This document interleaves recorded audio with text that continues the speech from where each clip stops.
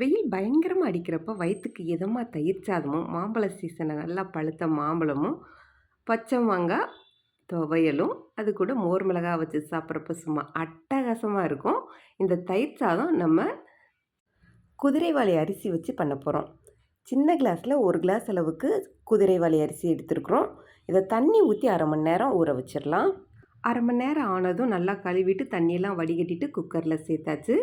குதிரைவாலி அரிசி அளந்த கிளாஸில் 2 கிளாஸ் தண்ணியும் 2 கிளாஸ் காய்ச்சின பாலும் சேர்த்துருக்குறோம். இது கூட 1 டீஸ்பூன் வெண்ணெயும் சேர்த்துட்டு ஒரு விசில் வந்ததும் சிம்மில் 3 விசில் வேக வச்சு எடுத்துக்கோங்க.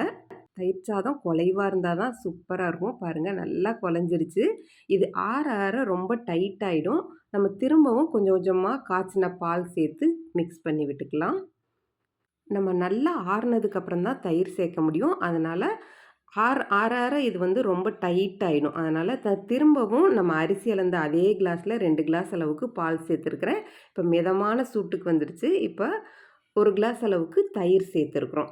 உங்களோட டேஸ்ட்டுக்கு ஏற்ற மாதிரி நீங்கள் தயிர் சேர்த்துக்கலாம். நீங்கள் எப்போ சாப்பிட போகிறீங்களோ அதுக்கேற்ற மாதிரி நீங்கள் சேர்த்துக்கலாம். காலையில் செஞ்சு வச்சு மதியம் சாப்பிடணும்னு நினச்சிங்கன்னா இதில் பாதி அளவு தயிர் சேர்த்தாலே போதும். இப்போ தாளிச்சிடலாம். எண்ணெய் ஊற்றிருக்கிறோம். கடுகு உளுந்து வெடித்ததும் கடலைப்பருப்பு, சின்ன வெங்காயம் பொடிசாக கட் பண்ணி சேர்த்துருக்குறோம். இப்போ இஞ்சி சேர்த்துருக்குறோம். இது கூட கொஞ்சமாக பச்சை மிளகாய். அடுத்ததாக இது கூட கொத்தமல்லியும் வத்தல் கருவேப்பிலை சேர்த்துருக்குறோம். உங்களுக்கு விருப்பம் இருந்தால் பெருங்காயத்தூள் கூட சேர்த்துக்கோங்க, நல்லாயிருக்கும். இதுக்கு தேவையான அளவு உப்பு சேர்த்துட்டு நல்லா மிக்ஸ் பண்ணிடலாம். நம்ம முதலே பால் சேர்த்ததுனால உப்பு சேர்க்கல. இப்போது உப்பு சேர்த்துருக்கோம். நல்லா மிக்ஸ் பண்ணிவிட்டு நம்ம ரெடி பண்ணி வச்சுருக்கிற தாளிப்பை இது கூட சேர்த்துடலாம். இந்த தாளிப்பில் உங்களுக்கு விருப்பம் இருந்தால் சீரகம் கூட சேர்த்துக்கலாம், ரொம்ப நல்லாயிருக்கும். இதை நல்லா கலந்து விட்டுக்கோங்க.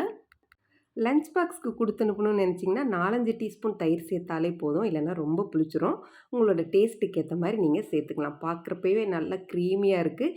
இன்னும் க்ரீமியாக வேணும்னா நீங்கள் ஃப்ரெஷ் க்ரீம் கூட சேர்த்துக்கோங்க. இது கூட கொஞ்சம் மாதுளம்பழம், துருவிய கேரட் சேர்த்துருக்குறோம். அவங்கவுங்க டேஸ்ட்டுக்கு ஏற்ற மாதிரி இதில் தாளிப்பே ஒன்றும் கொடுக்காம ஃப்ரூட்ஸ் மட்டும் ஆப்பிள், கிரேப்ஸ், பைனாப்பிள்லாம் கட் பண்ணி போட்டு சாப்பிட்டாலும் சூப்பராக இருக்கும். இப்போது எனக்கு மாம்பழ சீசனில் மாம்பழம் வச்சு சாப்பிட பிடிக்கும். அதனால் மாம்பழம் எடுத்துருக்கிறேன். இது கூட பச்சை மாங்காய் துவையலும் மோர் மிளகாவும் எடுத்துருக்குறோம்.